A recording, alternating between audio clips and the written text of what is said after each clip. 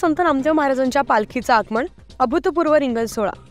संत नामदेव महाराजांचं जन्मस्थळ असलेल्या हिंगोलीतील नरसिंहदेव येथून संत नामदेव महाराजांच्या पालखी सोहळा आषाढी एकादशी निमित्तानं बुधवार दिनांक 26 जून रोजी पंढरपूरकडे मार्गस्थ झालाय।